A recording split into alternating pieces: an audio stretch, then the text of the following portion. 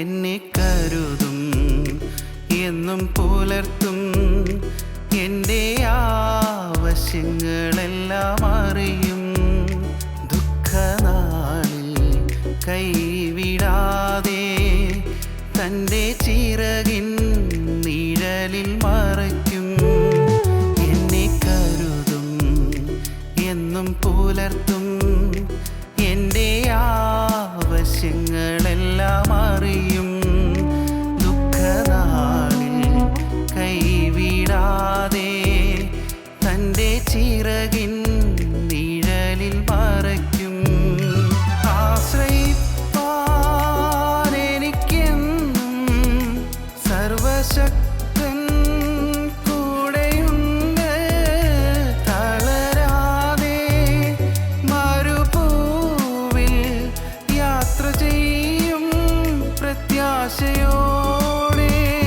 ആശ്രയിപ്പാൻ എനിക്കെന്നും സർവശക്തൻ കൂടെയുണ്ട്.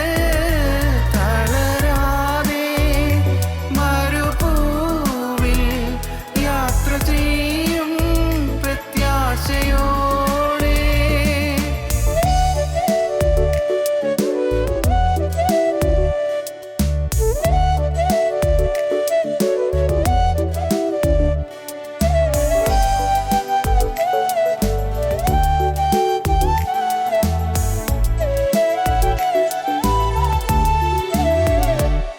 അനർത്ഥങ്ങൾ ഭവിക്കയില്ല, ബാധയോ എന്നെ തൊടുകയില്ല. പാതകളിൽ ദൈവത്തിൻ്റെ ദൂതന്മാർ കരങ്ങളിൽ വഹിക്കും. അനർത്ഥങ്ങൾ ഭവിക്കയില്ല, ബാധയോ എന്നെ തൊടുകയില്ല. പാതകളിൽ ദൈവത്തിൻ്റെ ദൂതന്മാർ കരങ്ങളിൽ വഹിക്കും. ആശ്രയിപ്പാൻ എനിക്കെന്നും സർവശക്തൻ കൂടെയുണ്ട്. തളരാതെ മരുഭൂവിൽ യാത്ര ചെയ്യും പ്രത്യാശയോടെ. ഞങ്ങളും ക്രൂശിക്കപ്പെട്ട ക്രിസ്തുവിനെ പ്രസംഗിക്കുന്നു. ദൈവ തിരുനാമത്തിന് മഹത്വം ഉണ്ടാകട്ടെ. സങ്കീർത്തനം 105:16 വാക്യം മുതൽ, അവൻ ദേശത്ത് ഒരു ക്ഷാമം വരുത്തി, അപ്പം എന്ന കോലിനെ അശേഷം ഒടിച്ചു കളഞ്ഞു. അവർക്ക് മുൻപായി അവൻ ഒരാളെ അയച്ചു, യോസേപ്പിനെ അവർ ദാസനായി വിറ്റുവല്ലോ. യഹോവയുടെ വചനം നിവൃത്തിയാകുകയും അവൻ്റെ അരുളപ്പാടിനാൽ അവന് ശോധന വരികയും ചെയ്യുവോളം അവർ അവൻ്റെ കാലുകളെ വിലങ്ങുകൊണ്ട് ബന്ധിക്കുകയും അവൻ ഇരുമ്പ് ചങ്ങലയിൽ കുടുങ്ങുകയും ചെയ്തു. രാജാവ് ആളയച്ച് അവനെ വിടുവിച്ചു. ജാതികളുടെ അധിപതി അവനെ സ്വതന്ത്രനാക്കി. അവൻ്റെ പ്രഭുക്കന്മാരെ ഇഷ്ടപ്രകാരം ബന്ധിച്ചുകൊള്ളുവാനും അവൻ്റെ മന്ത്രിമാർക്ക് ജ്ഞാനം ഉപദേശിച്ചു കൊടുപ്പാനും തൻ്റെ ഭവനത്തിന് അവനെ കർത്താവായും തൻ്റെ സർവ്വ സമ്പത്തിനും അധിപതിയായും നിയമിച്ചു. യൗസേപ്പ് ഏറെക്കാലം ബന്ധനത്തിൽ കിടന്നു. എന്നാൽ യൗസേപ്പിൻ്റെ ബന്ധനങ്ങളെല്ലാം മാറ്റി യൗസേപ്പിന് പൂർണ്ണ സമാധാനവും പൂർണ്ണ സന്തോഷവും ദൈവം കൊടുത്തു. യൗസേപ്പ് മരിക്കാറായപ്പോൾ തൻ്റെ മരണത്തിൻ്റെ കാര്യം ഓർപ്പിച്ചു. തൻ്റെ അസ്ഥികളെക്കുറിച്ച് കൽപ്പന കൊടുത്തു. നിങ്ങളെ ദൈവം ഒരിക്കൽ സന്ദർശിക്കും. ദൈവം നിങ്ങളെ സന്ദർശിക്കുമ്പോൾ നിങ്ങൾ ഇവിടെ നിന്ന് ഈജിപ്തിൽ നിന്ന് നിങ്ങൾ പുറപ്പെട്ട് നിങ്ങൾ കനാനിലേക്ക് പോകുമ്പോൾ എൻ്റെ അസ്ഥികളെയും നിങ്ങൾ എടുത്തുകൊണ്ട് പോകണം എന്ന് പറഞ്ഞ് യൗസേപ്പ് അവരെ കൊണ്ട് സത്യം ചെയ്യിച്ചു. കാലങ്ങൾ മുന്നോട്ട് പോയി. 430 സംവത്സരങ്ങൾ കഴിഞ്ഞു. പ്രിയപ്പെട്ടവരെ, 430 സംവത്സരം കഴിഞ്ഞ് മോശയുടെ കാലമായി. ദൈവം തന്റെ ജനത്തെ സന്ദർശിച്ചു, ജനത്തെ അവിടെ നിന്ന് പുറപ്പെടുവിച്ചു. നാം വായിക്കുന്നത്, ജനത്തെ അവിടെ നിന്ന് പുറപ്പെടുവിച്ചപ്പോൾ ആ ജനം, ഇസ്രായേൽ ജനം, യൗസേപ്പിൻ്റെ അസ്ഥികളെ എടുത്തുകൊണ്ട് പോയി എന്നാണ്. നാം അങ്ങനെയാണ് തിരുവചനം വായിക്കുന്നത്. പുറപ്പാട് പുസ്തകത്തിൽ അക്കാര്യം പറഞ്ഞിട്ടുണ്ട്. പുറപ്പാട് പുസ്തകം 13-ാം അധ്യായം 19-ാം വാക്യം നാം വായിക്കുമ്പോൾ അവിടെ എങ്ങനെയാണ് കാണുന്നത്? യൗസേപ്പിൻ്റെ അസ്ഥികളെ അവർ എടുത്തുകൊണ്ട് പോയി. പുറപ്പാട് 13:19. മോശ യോസേപ്പിൻ്റെ അസ്ഥികളെ എടുത്തുകൊണ്ട് പോകുന്നു. ദൈവം നിങ്ങളെ സന്ദർശിക്കും നിശ്ചയം, അപ്പോൾ എൻ്റെ അസ്ഥികളും നിങ്ങൾ ഇവിടെ നിന്ന് എടുത്തുകൊണ്ട് പോകണമെന്ന് പറഞ്ഞ് അവൻ ഇസ്രായേൽ മക്കളെ കൊണ്ട് ഉറപ്പായി സത്യം ചെയ്യിച്ചിരുന്നു. വർഷങ്ങൾ 430 കഴിഞ്ഞു. ഇന്നിതാ യോസേപ്പിൻ്റെ അസ്ഥികളെ ശവകുടീരത്തിൽ നിന്ന് അവർ പെറുക്കിയെടുത്ത് അവരത് വഹിച്ചുകൊണ്ട് കനാനിലേക്ക് പോവുകയാണ്. ആ പുറപ്പാടിൽ, ആ പ്രയാണത്തിൽ അവർ യോസേപ്പിൻ്റെ അസ്ഥികളെ എടുത്തുകൊണ്ട് പോവുകയാണ്. എന്നാൽ അവിടെ ആ അസ്ഥികളെയും കൊണ്ട് ചെന്നിട്ട് കനാനിലെത്തിയിട്ട് എന്താണ് ചെയ്തത്? മോശയുടെ കാലം കഴിഞ്ഞു. കാദേശ് ബർന്നേയ വരെയും യാത്ര ചെയ്തപ്പോൾ വർഷങ്ങൾ 40 കഴിഞ്ഞു. മോശയുടെ കാലം കഴിഞ്ഞു. ദെബോ പർവ്വതത്തിൻ്റെ മുകളിൽ പിസ്ഗായുടെ ചെരുവിൽ മോശ ഈ ലോകത്തിൽ നിന്ന് വേർപിരിഞ്ഞു. പിന്നീട് ജനത്തെ നടത്തിയത് യോശുവയാണ്. യോശുവയുടെ പുസ്തകത്തിൽ അവസാനത്തെ അധ്യായം അവസാനത്തോടടുത്ത വാക്യത്തിൽ നാം കാണുന്നുണ്ട്, ഈ അസ്ഥികൾ, അവരെ കൊണ്ടുപോയ അസ്ഥികൾ അവർ അവിടെ അടക്കം ചെയ്തു എന്ന്. യോശുവയുടെ പുസ്തകം 24-ാം അധ്യായത്തിൽ 32-ാം വാക്യം. ഇസ്രായേൽ മക്കൾ മിസ്രയീമിൽ നിന്ന് കൊണ്ടുപോകുന്ന യോസേപ്പിൻ്റെ അസ്ഥികളെ അവർ ശേഖേമിൽ, യാക്കോബ് ശേഖേമിൻ്റെ അപ്പനായ ഹാമോരിൻ്റെ മക്കളോട് 100 വെള്ളിക്കാശിന് വാങ്ങിയിരുന്ന നിലത്ത് അടക്കം ചെയ്തു. അത് യോസേഫിൻ്റെ മക്കൾക്ക് അവകാശമായി തീർന്നു. നോക്കൂ, അബ്രഹാമിനെ അടക്കി മക്പേല ഗുഹയിൽ, ഇസ്ഹാക്കിനെ അടക്കി, അബ്രഹാമിൻ്റെ ഭാര്യയായ സാറയെ അടക്കി, ഇസ്ഹാക്കിൻ്റെ ഭാര്യയായ റിബേക്കയെ അടക്കി, യാക്കോബിനെ അടക്കി, യാക്കോബിൻ്റെ ഭാര്യയായ ലേയെ അടക്കി. ഇതാ യോസേപ്പിൻ്റെ അസ്ഥികളും ആ കനാൻ നാട്ടിൽ കൊണ്ടുവന്ന് അടക്കുകയാണ്. ദൈവജനമേ, ഒരാൾ മാത്രം വിട്ടുപോയി, ഒരാളെ കാണുന്നില്ല. ആരാണ് അവിടെ അടക്കം ചെയ്യാൻ കഴിയാതെ പോയത്? യോസേപ്പിൻ്റെ അമ്മയായ റാഹേലാണ്. റാഹേലിനെ അവിടം വരെയും കൊണ്ടുപോയി അടക്കിയില്ല. തക്കതായ കാരണങ്ങളുണ്ട്. റാഹേലിനെ അവിടം വരെയും കൊണ്ടുപോയില്ല. റാഹേലിനെ ബേത്ലഹേമിന് സമീപത്തുള്ള എഫ്രാത്തയ്ക്ക് അരികത്തുള്ള റോഡരികിൽ കുഴി കുഴിച്ച് അവിടെ റാഹേലിനെ അടക്കം ചെയ്തു. റാഹേലിനെ പിതാക്കന്മാരുടെ കല്ലറകളുള്ള ദേശത്തേക്ക് കൊണ്ടുപോയില്ല എന്നത്രേ തിരുവചനം പറയുന്നത്. അപ്പനെ അടക്കി, മോനെ അടക്കി, അമ്മയെ അവിടെ അടക്കിയില്ല. അതല്പം ഗൗരവമുള്ള കാര്യമാണ്. പ്രിയപ്പെട്ടവരെ, ആരെല്ലാം ദൈവസന്നിധിയിൽ ചെന്നെത്തിയാലും, പ്രിയപ്പെട്ടവരെ, മാതാപിതാക്കളെ രക്ഷിക്കപ്പെട്ടാലും, ഭാര്യ രക്ഷിക്കപ്പെട്ടാലും, മക്കൾ രക്ഷിക്കപ്പെട്ടാലും, പ്രിയപ്പെട്ടവരെ, വീട്ടിൽ ഒരാൾ യേശുക്രിസ്തുവിൻ്റെ രക്ഷ അനുഭവിച്ചില്ലെങ്കിൽ അവൻ കൈവിടപ്പെട്ടു പോകും എന്ന കാര്യം മറക്കരുത്. റാഹേൽ ഗ്രഹബിംബങ്ങളെ ഉപേക്ഷിച്ചില്ല. അവളുടെ പിതാക്കന്മാരുടെ ബിംബങ്ങളെ, പിതാക്കന്മാരുടെ വിഗ്രഹങ്ങളെ ഉപേക്ഷിച്ചില്ല. റാഹേൽ ഗ്രഹബിംബങ്ങളെ പിന്നെയും ആരാധിച്ചു കൊണ്ടിരുന്നു. റാഹേലിന് ചില തെറ്റുകൾ പറ്റി, തിരുത്താനുള്ള അവസരം ദൈവം കൊടുത്തതാണ്. വേണമെങ്കിൽ തിരുത്താമായിരുന്നു. പക്ഷേ റാഹേൽ തിരുത്തിയില്ല. ഫലമോ, റാഹേലിന് പിതാക്കന്മാരുടെ നിരയിൽ ചെന്ന് കിടപ്പാൻ കഴിഞ്ഞില്ല. ഗൗരവമേറിയ കാര്യമാണ് സഹോദരങ്ങളെ. നമ്മുടെ ജീവിതത്തിൽ നമ്മുടെ പൂർവ്വ പിതാക്കന്മാർ അവർ ഏതെല്ലാം നിലയിൽ ജീവിച്ചവരാണെങ്കിലും വിശുദ്ധന്മാരായ പിതാക്കന്മാരുടെ ഒപ്പം നമുക്ക് ചെല്ലാൻ കഴിയണമെങ്കിൽ നാം നമ്മെ തന്നെ വിശുദ്ധീകരിക്കണം. നാം നമ്മുടെ ജീവിതം ക്രിസ്തുവിന് കൊടുക്കണം. നമ്മുടെ ഹൃദയത്തിൽ ക്രിസ്തു വസിക്കണം. അവനവൻ രക്ഷപ്പെടണം. രക്ഷ സാമൂഹികമല്ല, രക്ഷ വൈയക്തികമാണ് എന്ന് പറയും. Salvation is personal. രക്ഷ എന്ന് പറയുന്നത് വ്യക്തിപരമാണ്. അതാണ് വൈയക്തികം എന്ന് ഞാൻ പറഞ്ഞത്. വ്യക്തിപരമാണ് രക്ഷ. ഞാനിതാ വാതിൽക്കൽ നിന്ന് മുട്ടുന്നു. ആരെങ്കിലും എൻ്റെ ശബ്ദം കേട്ട് വാതിൽ തുറന്നാൽ ഞാൻ അകത്ത് ചെന്ന് ഞാൻ അവനോടും അവൻ എന്നോടും കൂടി അത്താഴം കഴിക്കും. ആരെങ്കിലും എന്നാണ് പറയുന്നത്. ഇഫ് എനിബഡി എന്നാണ് പറയുന്നത്. ആരെങ്കിലും ഒരാൾ എൻ്റെ ശബ്ദം കേട്ട് വാതിൽ തുറന്നാൽ അവൻ്റെ അകത്ത് ഞാൻ ചെല്ലും, ഞങ്ങൾ ഒരുമിച്ച് അത്താഴം കഴിക്കുമെന്ന്. പ്രിയപ്പെട്ടവരെ, ഭാര്യ രക്ഷ അനുഭവിക്കുന്നു എന്നുള്ളത് കൊണ്ട് ഭർത്താവ് രക്ഷപ്പെടണമെന്നില്ല. ഭർത്താവ് രക്ഷ അനുഭവിക്കുന്നു എന്നുള്ളത് കൊണ്ട് ഭാര്യ സ്വർഗീയ സംഘത്തിൽ എത്തണമെന്നില്ല. മക്കൾ രക്ഷ അനുഭവിക്കുന്നു എന്നുള്ളത് കൊണ്ട് മകനോ മകളോ രക്ഷിക്കപ്പെട്ടു എന്നുള്ളത് കൊണ്ട് അപ്പനോ അമ്മയോ രക്ഷയിൽ പ്രവേശിക്കണമെന്നില്ല. രക്ഷ വ്യക്തിപരമാണ്.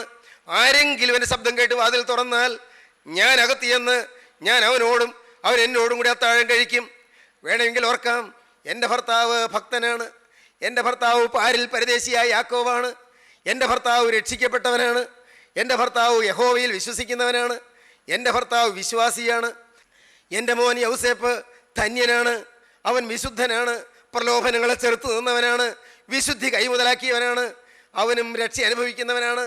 അതുകൊണ്ട് എൻ്റെ ഭർത്താവും എൻ്റെ മോനും ചെന്ന് ചേരുന്ന സ്വർഗത്തിൽ ഞാൻ എത്തിക്കൊള്ളും എന്ന് റാഹേൽ വിചാരിക്കാൻ പാടില്ല. സഹോദരങ്ങളെ, നിങ്ങളുടെ ജീവിതത്തിൽ വ്യക്തിപരമായി രക്ഷ അനുഭവിക്കണം. ഏതെല്ലാം പ്രതിസന്ധികൾ ഉണ്ടെങ്കിലും ഈ രക്ഷ വ്യക്തിഗതമായി നിങ്ങൾ കൈക്കൊള്ളണം.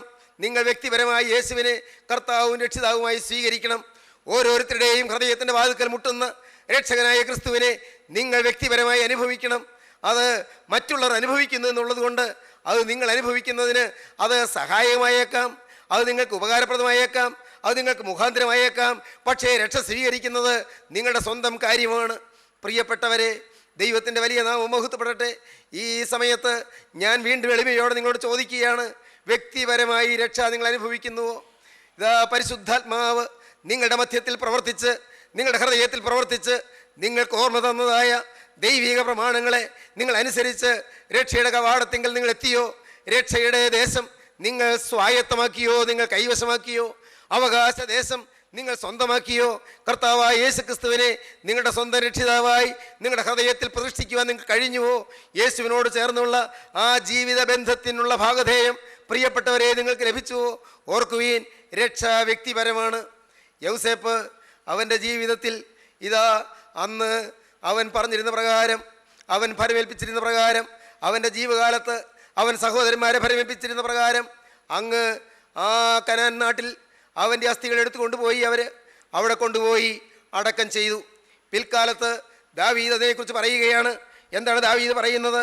105 സങ്കീർത്തനം 16 വാക്യം മുതൽ അതാണ് നമ്മുടെ ചിന്താവിഷയം. അവൻ ദേശത്തെ ഒരു ക്ഷാമം വരുത്തി, അപ്പം എന്ന കോലിന്യാശേഷം ഒടിച്ചു കളഞ്ഞു. അവർക്ക് മുൻപായി അവൻ ഒരാളെ അയച്ചു. യോസേപ്പിനെ അവർ ദാസനായി വിറ്റുവല്ലോ. യഹോവയുടെ വചനം നിവൃത്തിയാകുകയും അവൻ്റെ അരുളപ്പാടിനാൽ അവന് ശോധന വരികയും ചെയ്യുവോളം അവർ അവൻ്റെ കാലുകളെ വിലങ്ങുകൊണ്ട് ബന്ധിക്കുകയും അവൻ ഇരുമ്പ് ചങ്ങലയിൽ കുടുങ്ങുകയും ചെയ്തു. രാജാവ് ആളയച്ച് അവനെ വിടുവിച്ചു. ജാതികളുടെ അധിപതി അവനെ സ്വതന്ത്രനാക്കി. അവൻ്റെ പ്രഭുക്കന്മാരെ ഇഷ്ടപ്രകാരം ബന്ധിച്ചു കൊള്ളുവാനും അവൻ്റെ മന്ത്രിമാർക്ക് ജ്ഞാനം ഉപദേശിച്ചു കൊടുപ്പാനും തൻ്റെ ഭവനത്തിന് അവനെ കർത്താവായും തൻ്റെ സർവ്വസമ്പത്തിനും അധിപതിയായും നിയമിച്ചു. പ്രിയപ്പെട്ടവരെ, എന്താണ് ഈ പറഞ്ഞതിൻ്റെ അർത്ഥം? യൗസേപ്പിന് ചെയ്സനിങ് കിട്ടി. എന്താണ് ചെയ്സനിങ്? യൗസേപ്പിന് ശിക്ഷണം കിട്ടി.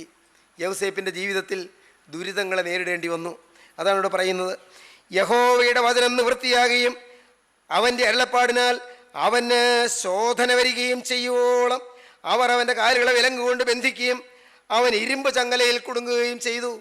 ജീവിതത്തിൽ വന്നതായ യാതനകൾ, ജീവിതത്തിൽ വന്നതായ പ്രശ്നങ്ങൾ, ജീവിതത്തിൽ വന്നതായ പ്രതിസന്ധികൾ, വന്ന് നേരിട്ടതായ കഷ്ടപ്പാടുകൾ, ഒട്ടേറെ പീഡകൾ, എതിർപ്പുകൾ, വലിയ ഘോരമായ വിപത്തുകൾ, വലിയ അത്യാഹിതങ്ങൾ, ജീവിതത്തിൽ വന്നതായ പ്രതിസന്ധികൾ, ഇതെല്ലാം യൗസേപ്പിന് രക്ഷയുടെ സങ്കേതത്തിൽ അണയുന്നതിന് മുഖാന്തരമായി തീർന്നു. എല്ലാം പിശാച് ചെയ്യുന്ന കെണിയാണ്. പിശാചാണ് സഹോദരന്മാർക്ക് ആ ചിന്ത കൊടുത്തത്, യൗസേപ്പിനെ പൊട്ടക്കിണറ്റിൽ തള്ളിയിടണമെന്ന്. പിശാചാണ് യൗസേപ്പിനെ ഇസ്മായിലെ കച്ചവടക്കാർക്ക് പിടിച്ചു കൊടുക്കണമെന്ന് സഹോദരന്മാർക്ക് ചിന്ത കൊടുത്തത്. പിശാചാണ് പൊത്തീഫേറിൻ്റെ ഭാര്യയായ സുന്ദരിയായ സ്ത്രീയെ ഈ യൗസേപ്പിനെ തിന്മയിലേക്ക് നയിക്കുന്നതിന് ഉപയോഗപ്പെടുത്താൻ നോക്കിയത്.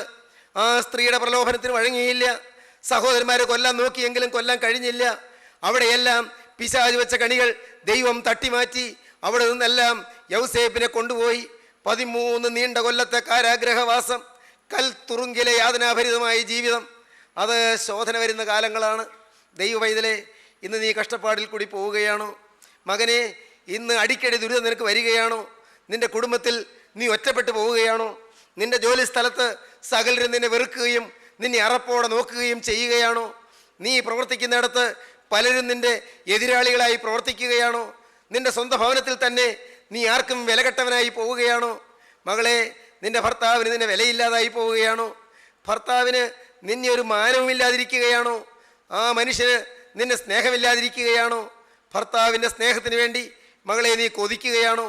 മക്കളുടെ സ്നേഹത്തിന് വേണ്ടി അവരുടെ സ്നേഹപൂർണമായ ഒരു വാക്കിനു വേണ്ടി ദൈവവേദിലെ നീ കൊതിക്കുകയാണോ? പ്രിയപ്പെട്ടവരെ, നിങ്ങൾ ചിന്തിക്കൂ. ഇവിടെ നിങ്ങൾക്ക് ശോധനകളുണ്ട്, ഇവിടെ നിങ്ങൾക്ക് പീഡകളുണ്ട്, ഇവിടെ നിങ്ങൾക്ക് ദുരിതങ്ങളുണ്ട്, ഇവിടെ നിങ്ങൾക്ക് പ്രലോഭനങ്ങളുണ്ട്, ഇവിടെ കഠിനമായ യാതനകളുണ്ട്, ഇവിടെ ഘോര വിപത്തുകളുണ്ട്, ഇവിടെ വലിയ ഞെരുക്കങ്ങളുണ്ട്. പണത്തിന് ഞെരുക്കമുണ്ട്, ആഹാരത്തിന് പഞ്ഞമുണ്ട്, ജോലിയില്ലാതെ അഴലുന്നുണ്ട്, 10 രൂപ കയ്യിലെടുക്കാൻ മാർഗമില്ലാതെ വിഷമിക്കുന്നുണ്ട്. ജീവിതത്തിൽ എന്നും പ്രതിസന്ധികൾ വരുന്നുണ്ട്. നിങ്ങളെ അനേകരെ വിഷമിപ്പിക്കുന്നുണ്ട്. ഒരാളെന്നെ വിളിച്ച് പറഞ്ഞു, അധികം ദൂരെ നിന്നല്ല സാറേ, ഞങ്ങളുടെ കിടപ്പുമുറിയുടെ തൊട്ടരികത്ത് ഒരു ഷാപ്പ് വരാൻ പോകുന്നു. കിടപ്പുമുറിയുടെ തൊട്ടരികത്താണ് ഷാപ്പ് വയ്ക്കാൻ പോകുന്നത്, മദ്യഷാപ്പ്. എന്തു വേണ്ടുമെന്ന് അറിയുന്നില്ല. എങ്ങനെ ഞങ്ങളവിടെ കിടക്കും? ആ മുറിയിൽ ഞങ്ങൾ എങ്ങനെ കിടന്നുറങ്ങും? പ്രിയപ്പെട്ടവരെ, ഭാരമല്ലേ, ക്ലേശമല്ലേ? മനുഷ്യർക്ക് അവരവർക്ക് ലാഭം ഉണ്ടാക്കണമെന്ന് മാത്രമേ ചിന്തയുള്ളൂ. മറ്റാർക്കെങ്കിലും വിനയുണ്ടോ, ആർക്കെങ്കിലും ദോഷമുണ്ടോ? അത് ചിന്താവിഷയമല്ല. നിങ്ങൾക്കറിയാമോ, ഒരാൾ സ്മോക്ക് ചെയ്താൽ, ഈ പുകവലിച്ചാൽ ആ മനുഷ്യന് അതിൻ്റെ വിഷമേൽക്കും. എന്നാൽ പുകവലിക്കുന്നവൻ്റെ അരികത്ത് ആരിരുന്നാലും, സ്വന്തം ഭാര്യയായാലും മക്കളായാലും ആരായാലും, ആ പുകവലിക്കുന്നയാളുടെ അരികത്തിരിക്കുന്ന ആൾക്കും ആ സിഗരറ്റിൻ്റെ പുകയിൽ നിന്ന് അല്ലെങ്കിൽ ബീഡിയുടെ പുകയിൽ നിന്ന് വിഷം കലരുകയും 3 മിനിറ്റിനകം അരികത്തിരിക്കുന്നയാളുടെ കൈവിരലുകളുടെയും കാൽവിരലുകളുടെയും അറ്റത്തുള്ള നെയർവെൻഡിങ്സിൽ വിഷം ചെന്ന് ചേരുകയും ചെയ്യും എന്ന് മെഡിക്കൽ സയൻസ് പറയുന്നു. എത്ര ഗൗരവമാണ്! പുകവലിക്കുന്നയാൾ തനിക്ക് ദോഷം ചെയ്യുന്നു, അരികത്തിരിക്കുന്നവർക്കും ദോഷം ചെയ്യുന്നു. വീട്ടിൽ നിരന്തരം പുകവലിക്കുന്ന ആളുകളില്ലേ? നിരന്തരം ദുർഗന്ധം വമിക്കുന്ന വീടുകളില്ലേ? പ്രിയപ്പെട്ടവരെ, മറ്റുള്ളവരുടെ പ്രശ്നം കാണുന്നില്ല. ഏതെല്ലാം തരത്തിലുള്ള പ്രശ്നങ്ങൾ, ഏതെല്ലാം തരത്തിലുള്ള ദുരിതങ്ങൾ, ജീവിക്കാൻ മാർഗമില്ലാത്ത വിധത്തിൽ, നാട് വിട്ടു പോയാൽ മതിയെന്ന് തോന്നുന്ന വിധത്തിൽ, ഈ വീടൊഴിഞ്ഞ് എവിടെയെങ്കിലും പോയി പാർത്താൽ മതിയെന്ന് തോന്നുന്ന വിധത്തിൽ കൊടിയ യാതനകളും വേദനകളും പീഡനങ്ങളുമായി വലയുന്ന മനുഷ്യരുണ്ട്. മകനെ, ഈ ചെയ്സനിങ് എല്ലാം നല്ലതാണ്, ഈ ശോധനകൾ നല്ലതാണ്. നിന്നെ ഒരു കാലത്ത് സഹായിച്ചവര്, നിനക്ക് ഒത്താശ തന്നവര് ഇന്ന് നിന്റെ എതിരാളികളായത് നല്ലതാണ്. ഇന്ന് അവർ നിന്നെ വെറുക്കുന്നത് നല്ലതാണ്. നിന്റെ പ്രിയപ്പെട്ട മക്കൾ നിന്നെ നിരസിക്കുന്നത് നല്ലതാണ്. നിന്റെ പ്രിയപ്പെട്ട ഭർത്താവ് മകളെ നിന്നെ വെറുക്കുന്നതും നിന്നെ അറപ്പോടെ കാണുന്നതും നിന്നെ വിലമതിക്കാതിരിക്കുന്നതും അതും നിനക്ക് നല്ലതാണ്. മകനെ, നിന്റെ പ്രിയപ്പെട്ട ഭാര്യ നിന്നെ സ്നേഹിക്കുവാനോ നീ പറയുന്നതിനെ മാനിക്കുവാനോ മനസ്സില്ലാതെ അവളുടെ ഹൃദയം നിന്നിൽ നിന്ന് അകന്നു നിൽക്കുന്നതും അതും നല്ലതാണ് എന്ന് നിനക്ക് കാണാൻ സാധിക്കുമോ? നിനക്ക് ശോധനകൾ കിട്ടുകയാണ്, ശോധന ചെയ്യപ്പെടുകയാണ്, ശുദ്ധീകരണം കിട്ടുകയാണ്. യാതനകളിലൂടെയുള്ള ശുദ്ധീകരണം, പീഡനങ്ങളിലൂടെയുള്ള ശുദ്ധീകരണം, ദുരിതങ്ങളിലൂടെയുള്ള ശുദ്ധീകരണം. ഏറ്റവും പ്രിയപ്പെട്ടവര് ഇതാ ഇഹലോകത്തിൽ നിന്ന് പെട്ടെന്ന് മാറ്റപ്പെടുന്നു. വേദനയല്ലേ, വിയോഗ ദുഃഖമല്ലേ, ഇതാ തീർത്താൽ തീരാത്ത നഷ്ടമല്ലേ, ഒരിക്കലും നികത്താനാവാത്ത കേടല്ലേ, കെടുതിയല്ലേ. പക്ഷെ അതും നിനക്ക് ശോധന വരുവാൻ അതും ദൈവം ഉപയോഗപ്പെടുത്തും. അതാണ് നാം സങ്കീർത്തനത്തിൽ കണ്ടത്. എന്താണ് പറഞ്ഞത്? യഹോവയുടെ വചനം നിവൃത്തിയാകുകയും അവൻ്റെ അരുളപ്പാടിനാൽ അവന് ശോധന വരികയും ചെയ്യുവോളം അവർ അവൻ്റെ കാലുകളെ വിലങ്ങുകൊണ്ട് ബന്ധിക്കുകയും അവൻ ഇരുമ്പ് ചങ്ങലയിൽ കുടുങ്ങുകയും ചെയ്തു. മകനെ, ഇന്ന് നിനക്ക് ചങ്ങലയിൽ കുടുങ്ങുന്ന ബന്ധനങ്ങളുണ്ട്. നിന്റെ ജീവിതത്തിൽ ചില ദുരിതങ്ങളുണ്ട്, ചില രോഗങ്ങളുണ്ട്, ചില കഷ്ടപ്പാടുകളുണ്ട്. നിനക്ക് തന്നെ നേരിടാൻ കഴിവില്ലാത്ത ചില പ്രതിസന്ധികളുണ്ട്. നിനക്ക് ശോധന ലഭിക്കുകയാണ്, നിനക്ക് ശുദ്ധീകരണം ലഭിക്കുകയാണ്. നീ ഒന്ന് തേച്ച് മിനുക്കി എടുക്കുവാൻ ദൈവം ഉപയോഗപ്പെടുത്തുകയാണ്. നിന്നെ പരിപരുപ്പൻ സ്വഭാവം മാറ്റി നിന്നെ ഉരച്ചുരച്ച് ദൈവം ഒന്ന് മിനുസപ്പെടുത്തുകയാണ്. നിന്നെ ദൈവത്തിൻ്റെ ആലയം പണിക്ക് യോഗ്യനാക്കി തീർക്കുകയാണ്. സ്വർഗീയ മന്ദിരത്തിൻ്റെ പണിക്ക് ഒരു കല്ലായി നിന്നെ അവൻ രൂപപ്പെടുത്തിക്കൊണ്ടിരിക്കുകയാണ്. അവൻ്റെ സ്വർഗീയ ഗോപുരത്തിൻ്റെ പണിപ്പാടായി അവൻ നിന്നെ മാറ്റിക്കൊണ്ടിരിക്കുകയാണ്. ഇത് വൃഥാ ആശ്വസിപ്പിക്കുന്ന വാക്കുകളല്ല. ദൈവ പൈതലെ, കഷ്ടപ്പാടിൽ കൂടി പോയ ആരും പിൽക്കാലത്ത് പറയും, നന്നായി എനിക്ക് ആ കഷ്ടപ്പാടുകളെന്ന്. ദൈവത്തിൻ്റെ വലിയ നാമം മഹത്വപ്പെടട്ടെ. ദൈവത്തിന് സ്തോത്രം.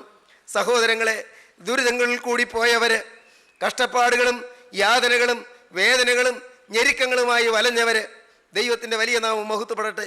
ദൈവത്തിന് സ്തോത്രം. നിങ്ങൾക്ക് കേൾക്കണമോ? ഞാൻ വളരെ സന്തോഷത്തോടെ പറയട്ടെ, വളരെ സമാധാനത്തോടെ പറയട്ടെ. എൻ്റെ അപ്പൻ മരിച്ചതിന് ശേഷം അമ്മയുടെ താലിമാല പോലും വിൽക്കേണ്ടി വന്നു. താലിമാല പോലും വിൽക്കേണ്ടി വന്നു എന്ന് പറഞ്ഞാൽ, അപ്പൻ മരിക്കുന്നത് വരെ നല്ല സമ്പത്തായിരുന്നു, ബിസിനസ്സായിരുന്നു, കൃഷിയുണ്ടായിരുന്നു. പക്ഷെ അപ്പൻ മരിച്ചതോടെ അപ്പോഴാണ് അറിഞ്ഞത് എല്ലാം മറിവായിരുന്നു, കടമുണ്ടായിരുന്നു എന്ന്. പാടത്തെ ഭൂമി അന്ന് വില പാടത്തെ ഭൂമിക്കാണ് പറമ്പിന് വിലയില്ല. പാടത്തെ ഭൂമി കുറെ അധികം വിറ്റു പ്രിയപ്പെട്ടവരെ കടം തീർക്കാൻ. എന്നിട്ടും തീരാത്തതുകൊണ്ട് അമ്മയുടെ താലിമാല വിൽക്കേണ്ടി വന്നു. ഞാൻ ഓർക്കുന്നുണ്ട്, ഞാൻ കൊച്ചുകുട്ടിയായിരുന്ന കാലത്ത് അമ്മ ഒരു ചരടിൽ താലി കോർത്താണ് അമ്മ ഇട്ടിരുന്നത്. ദൈവത്തിൻ്റെ വലിയ നാമം മഹത്വപ്പെടട്ടെ. ദൈവത്തിന് സ്തോത്രം. എനിക്ക് ജോലി കിട്ടിയപ്പോൾ ആദ്യം ചെയ്തത് പ്രിയപ്പെട്ടവരെ ഞാൻ ഓർക്കുന്നുണ്ട്, ആ ആദ്യ നാളുകളിൽ തന്നെ കുറച്ച് സ്വർണം വാങ്ങിച്ച് അമ്മയ്ക്കൊരു മാല ഉണ്ടാക്കുകയാണ് ചെയ്തത്. ഞാൻ പറയട്ടെ, ജീവിതത്തിൽ കഷ്ടപ്പാടുകൾ വന്നത്, അന്ന് ഞെരുക്കങ്ങൾ വന്നത്, അന്ന് അഗതിയെപ്പോലെ കഴിഞ്ഞത്, അന്ന് അനാഥനെ പോലെ കഴിഞ്ഞത് ഉപകാരമായി. എനിക്കെൻ്റെ ദൈവത്തെ വിളിക്കാൻ ഇടയായല്ലോ. എനിക്കൊരു ദൈവം ആവശ്യമാണെന്ന് മനസ്സിലായല്ലോ. ദൈവമില്ലാതെ എനിക്ക് മുന്നോട്ട് ഗതിയില്ലെന്ന് മനസ്സിലായല്ലോ. എനിക്ക് ദൈവമില്ലെങ്കിൽ എൻ്റെ ജീവിതം പൂജ്യമാണെന്ന് മനസ്സിലായല്ലോ. എനിക്ക് ദൈവം ആവശ്യമായിരുന്നു. പ്രിയപ്പെട്ടവരെ, ലോകത്താരുമല്ല എന്നെ താങ്ങിയത്, സ്വർഗത്തിലെ നിത്യനായ ദൈവം ഗോകുൽത്തായിലെ കുരിശിൽ 3 ആണികളിൽ തൂങ്ങിയ കർത്താവായ യേശുവാണ് എന്നെ താങ്ങിയത്, എന്നെ ഉയർത്തിയത്, എന്നെ നടത്തിയത്, എന്നെ പോറ്റിയത്, എന്നെ പുലർത്തിയത്, എന്നെ സംരക്ഷിച്ചത്, എന്നെ പാലിച്ചത്. ആ ദൈവത്തെ ഞാൻ മഹത്വപ്പെടുത്തട്ടെ. ആ ദൈവത്തെ ഞാൻ സ്തുതിക്കാതിരിക്കുന്നത് എങ്ങനെ? എന്നെ ഞാനാക്കിയ ദൈവത്തെ ഞാൻ എങ്ങനെ മഹത്വപ്പെടുത്താതിരിക്കും? പ്രിയപ്പെട്ടവരെ, ഒന്നുമില്ലായ്മയിൽ നിന്ന് ഉയർത്തിയെടുത്ത് ഇന്നത്തെ ഈ സമാധാനത്തിലേക്ക് ദൈവം എന്നെ കൊണ്ടുവന്നു. പ്രിയപ്പെട്ടവരെ, അനേകം സഹോദരീ സഹോദരന്മാരെ എനിക്ക് തന്നു. അനേകം ഭവനങ്ങൾ സ്വന്തം ഭവനം പോലെ കയറിയിറങ്ങാൻ പാകത്തിന് സ്വർഗത്തിലെ ദൈവം എനിക്ക് ഒരുക്കി തന്നു. അനേകരുടെ സ്നേഹം എനിക്ക് തന്നു. എന്തേ കാരണം? യേശു ക്രിസ്തുവിൻ്റെ ആ സ്നേഹം കണ്ടെത്തുന്നിടയായി. ഞാൻ വിനയപൂർവ്വം പറയട്ടെ, ഇന്ന് അപ്പനില്ലാതെ വലയുന്നവരാരെങ്കിലും ഉണ്ടോ? ഭർത്താവ് മരിച്ചു പോയതിൽ ഏങ്ങലടിക്കുന്നവരാരെങ്കിലും ഉണ്ടോ? പ്രിയപ്പെട്ട ഭാര്യ നേരത്തെ അക്കരയ്ക്ക് പോയതിൽ മാഴി കരയുന്നവരാരെങ്കിലും ഉണ്ടോ? ദൈവവേദിലേ പറയട്ടെ, നിനക്ക് ജീവനുള്ള ദൈവം തുണയായി വരും. യൗവനക്കാരാ, നീ അപ്പനില്ലാതെ ഈ കാലങ്ങൾ കഴിഞ്ഞല്ലോ. നിനക്കാരും തുണയില്ലാതെ നീ വലഞ്ഞല്ലോ. എന്നെ താങ്ങാൻ ആരുമില്ലല്ലോ എന്ന് നീ ഓർത്തല്ലോ. ദൈവമക്കൾ പോലും എൻ്റെ കാര്യം അറിയുന്നില്ലല്ലോ എന്ന് ചിന്തിച്ചല്ലോ. നിന്റെ കാര്യം അറിയുന്ന ഒരാളുണ്ട്, അത് കർത്താവായ യേശു ക്രിസ്തുവാണ്. കൂട്ടായ്മയിലെ ദൈവമക്കൾ അറിഞ്ഞില്ല എന്ന് വരും. ദൈവമക്കൾ ആരും ഗ്രഹിച്ചില്ല എന്ന് വരും. ആരോടും തുറന്നു പറയാൻ പറ്റിയില്ല എന്ന് വരും. പക്ഷേ തുറന്നു പറയാൻ നിനക്കൊരാളുണ്ട്, അത് കർത്താവായ യേശു ക്രിസ്തുവാണ്. ഈ യേശുവിനെ ഈ സമയത്ത് നിങ്ങളൊന്ന് കാണുമോ? അവൻ നിങ്ങളുടെ അരികത്ത് വന്നിട്ടുണ്ട്. അവൻ നിങ്ങൾക്ക് ശോധനകൾ തരികയാണ്, നിങ്ങളെ ശുദ്ധീകരിച്ചെടുക്കുകയാണ്, തനി തങ്കമാക്കി മാറ്റുകയാണ്, തീയിലിട്ട് ഉരുക്കുകയാണ്, ഉരുക്കി കളങ്കമെല്ലാം മാറ്റുകയാണ്, നിങ്ങളെ ഉരുക്കി നിങ്ങളിലുള്ള കറകളെല്ലാം മാറ്റുകയാണ്.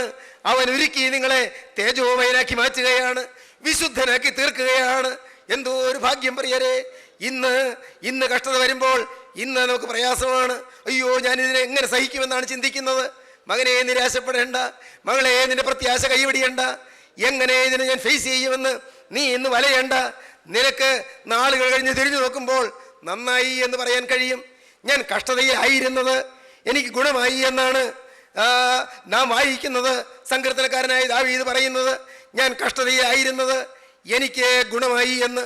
പ്രിയപ്പെട്ടവരെ, കഷ്ടതയിലായിരുന്നത് ഗുണമായി എന്ന് പറയാൻ കഴിയണം. നാം വായിക്കുന്നത് അങ്ങനെയാണ്. അവൻ്റെ അരുളപ്പാടിനാൽ അവന് ശോധന വരികയും ചെയ്യുവോളം അവർ അവൻ്റെ കാലുകളെ വിലങ്ങുകൊണ്ട് ബന്ധിക്കുകയും അവൻ ഇരുമ്പ് ചങ്ങലയിൽ കുടുങ്ങുകയും ചെയ്തു. ഇരുമ്പ് ചങ്ങലയിൽ കുടുങ്ങിയ കാലങ്ങൾ, ബന്ധിതനായി തീർന്ന കാലങ്ങൾ, വലഞ്ഞുപോയ കാലങ്ങൾ, സ്വന്തം സഹോദരന്മാർ നിഷേധിച്ച കാലങ്ങൾ, സ്വന്തം സഹോദരന്മാർ നിരസിച്ചതായ കാലങ്ങൾ. നന്നായി മകനെ, നന്നായി. അതുകൊണ്ട് ദൈവത്തിൽ നിനക്ക് ആശ്രയിക്കാൻ പറ്റി, ദൈവത്തിൽ മുറുകെ പിടിക്കാൻ പറ്റി. ദൈവജനമേ, നിങ്ങളാരെല്ലാം ഇന്ന് വലയുന്നുണ്ട്, ആരെല്ലാം തോരാ കണ്ണീരായി കരയുന്നുണ്ട്, ആരെല്ലാം തീരാ വേദനയായി ഉലയുന്നുണ്ട്, ഇന്ന് രോഗം മാറാതെ വിഷമിക്കുന്നുണ്ട്. കാണൂ, നിങ്ങൾക്കൊരു ഉടയവനുണ്ട്, നിങ്ങൾക്കൊരു നാഥനുണ്ട്, നിങ്ങൾക്കൊരു കർത്താവുണ്ട്, നിങ്ങൾക്കൊരു ഉടമസ്ഥനുണ്ട്, നിങ്ങളെ നോക്കാൻ ഒരാളുണ്ട്. നിങ്ങൾ നാഥനില്ലാത്തവരല്ല, നിങ്ങൾ അപ്പനില്ലാത്തവരല്ല. പ്രിയപ്പെട്ടവരെ, നിങ്ങൾ അപ്പനുള്ള മക്കളാണ്. ഞാൻ നിങ്ങളോട് പറയട്ടെ, ആകാശഗോളങ്ങളെ മെനഞ്ഞവൻ, സൂര്യനെയും ചന്ദ്രനെയും നക്ഷത്രങ്ങളെയും സൃഷ്ടിച്ചവൻ, ഗ്രഹങ്ങളെയും ഉപഗ്രഹങ്ങളെയും മെനഞ്ഞ് അതാതിൻ്റെ സ്ഥാനത്ത് നിർത്തിയവൻ, ഒരിടത്ത് ഒതുങ്ങാത്തവനായ നിത്യനായ ദൈവത്തെ അപ്പ എന്ന് വിളിക്കാനുള്ള പദവിയാണ് മകനെ നിനക്ക് തന്നിരിക്കുന്നത്. ദൈവവൈതലെ മറക്കല്ലേ, നിത്യനായ ദൈവത്തെ, നിത്യപരിശുദ്ധനും തേജോമയനുമായ ദൈവത്തെ അപ്പ എന്ന് വിളിക്കാനുള്ള പദവി. ഞാൻ പറയും, ഓ അപ്പ എന്നെ നീ കാക്കണമേ. ഞാൻ പറയും, അപ്പ നീ എന്നെ മാറോടണയ്ക്കണമേ. ഞാൻ പറയും, അപ്പ നിൻ്റെ കരം എന്നെ പിടിച്ചുകൊള്ളണമേ. ഞാൻ പറയും, വിളിച്ചാൽ വിളി കേൾക്കുന്ന ഒരപ്പൻ എനിക്കുണ്ടല്ലോ എന്ന്. വിളിച്ചാൽ വിളി കേൾക്കുന്നൊരപ്പൻ. എൻ്റെ സഹോദരങ്ങളെ, യൗസേപ്പിന് ശോധന കിട്ടി. നല്ലത്. ദുരിതങ്ങൾ നല്ലത്. ഭാരങ്ങൾ നല്ലത്. കഷ്ടപ്പാടുകൾ നല്ലത്. വിലാപങ്ങളുടെ പുസ്തകം കൂടി ഒന്നെടുക്കണം നമുക്ക്. വിലാപങ്ങളുടെ പുസ്തകം 3-ാം അധ്യായത്തിൽ നാം അതാണ് കാണുന്നത്. 31-ാം വാക്യം മുതൽ, കർത്താവ് എന്നേക്കും തള്ളിക്കളകയില്ലല്ലോ, അവൻ ദുഃഖിപ്പിച്ചാലും തൻ്റെ മഹാദയയ്ക്ക് ഒത്തവണ്ണവന് കരുണ തോന്നും. മനസ്സോടെ അല്ലല്ലോ അവൻ മനുഷ്യപുത്രന്മാരെ ദുഃഖിപ്പിച്ച് വ്യസനിപ്പിക്കുന്നത്. മകനെ, മനസ്സോടെയല്ല ദൈവം നിന്നെ വ്യസനിപ്പിക്കുന്നത്. നിനക്ക് ദുരിതം വരുമ്പോൾ ദൈവം കണ്ടു നിന്ന് ചിരിക്കുകയല്ല.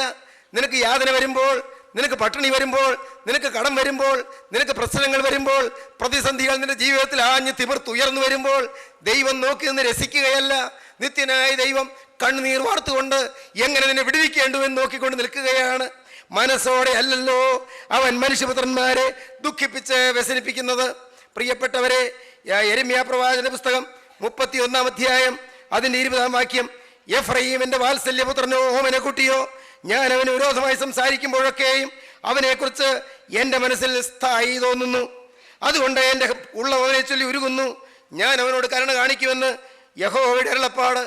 എഫ്രയീമിന്റെ വാത്സല്യപുത്രനോ, എൻ്റെ ഓമനക്കുട്ടിയോ. ദൈവമക്കളെ, നിങ്ങൾ ഓമനക്കുട്ടികളാണ്. നിങ്ങൾ വാത്സല്യപുത്രന്മാരാണ്. ദൈവം നിങ്ങൾക്കെതിരായി സംസാരിക്കുമ്പോൾ ദൈവത്തിന് നിങ്ങളോട് വാത്സല്യമാണ്, സ്ഥായിയാണ്, കരുണയാണ്.